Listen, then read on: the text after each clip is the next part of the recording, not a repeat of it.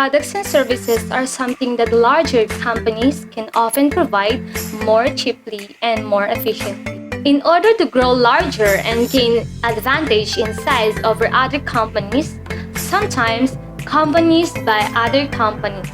In this case, we talk about merger and acquisition.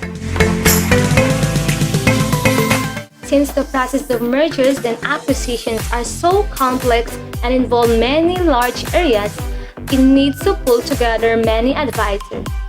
When acquisitions happen, the bigger question would be, how much does it cost?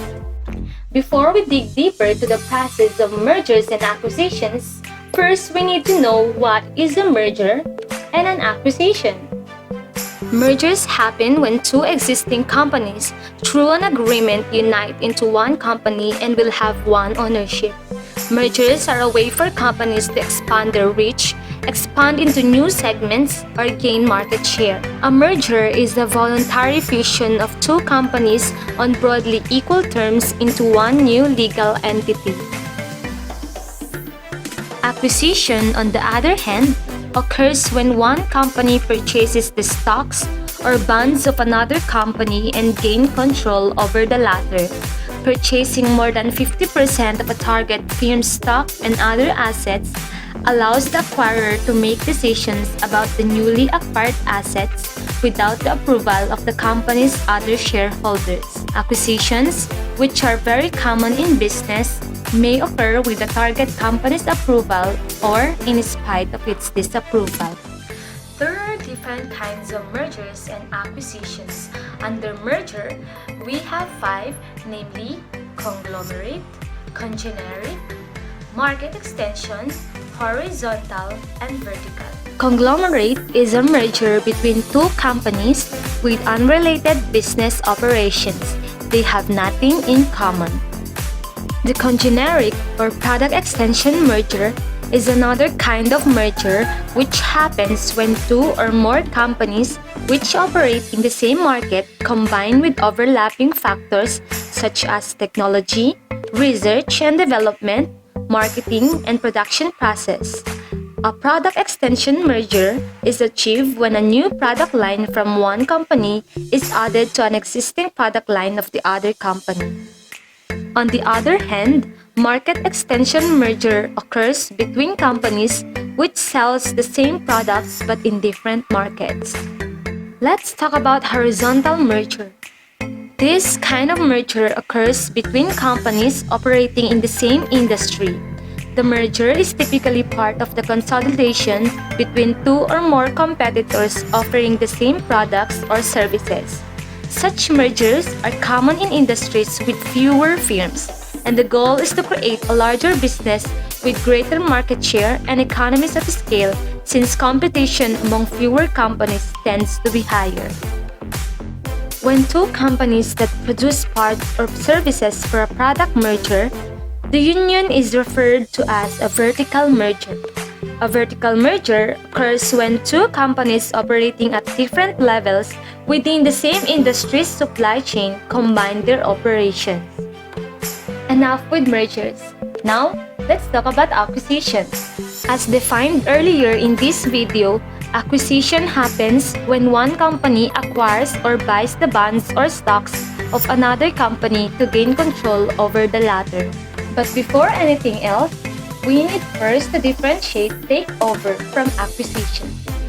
According to Investopedia.com, where we got most of the information contained in this blog, although technically the words acquisition and takeover mean almost the same thing, they have different nuances on Wall Street.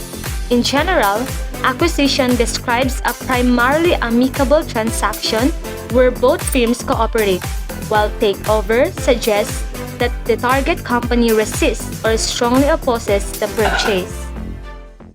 Generally, a larger company of two companies decides to buy another company. The acquiring company negotiates a price with the management of the target company. Once there is an agreement between the two companies, the other company will be acquired by the acquiring company.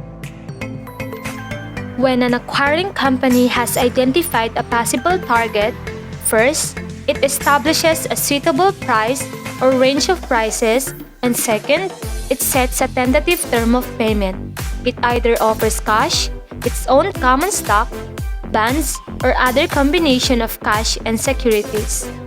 Managers of the acquiring firm must decide how to approach the target company's managers. When the acquiring company has the reason to believe that the target's management will approve the merger, it will propose a merger and try to work out suitable terms. When two management groups reach to an agreement, they will issue statements to their stockholders indicating that they approve the merger, and the target firm's management will recommend to its stockholders that they agree to the merger. Generally, along with the signed power of attorney that transfers ownership of the shares to the acquiring firm, the stockholders are asked to tender or send in their shares to a designated financial institution. Stockholders of the target firm then receive the specified payment, such as common stock of the acquiring company, cash, bonds, or some mix of cash and securities, in which case the target company's stockholders become stockholders of the acquiring company. This is called friendly mergers. When management of the target company resists the happening of the merger, it is not friendly, but rather said to be hostile.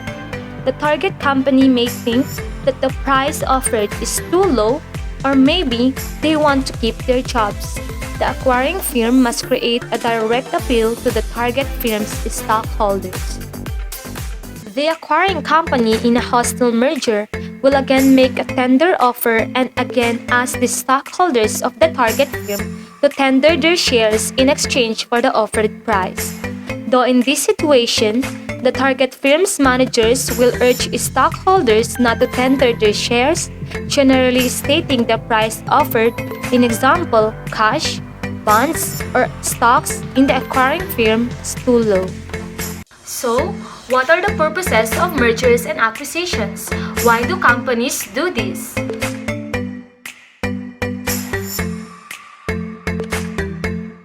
First is to increase capabilities.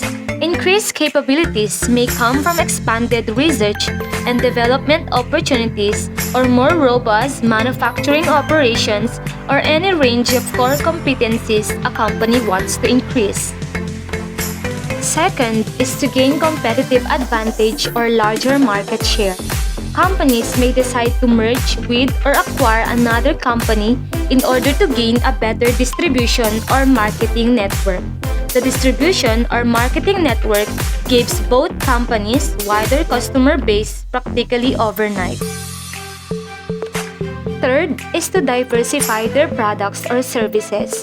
Two firms may be able to combine their products and services to gain competitive edge over others in the market. The fourth one is to cut costs. When two companies have similar products or services, combining can create a large opportunity to reduce costs. Lastly is for survival. It is easy to give up its identity to another, but sometimes it is better to grow and survive. A number of companies use mergers and acquisition to survive during the global financial crisis from 2008 to 2012. Mergers and acquisitions occurs for some reasons too, but these are the most common. Frequently, companies have multiple reasons of combining. Therefore, mergers and acquisitions can help companies to become more efficient, profitable, and powerful.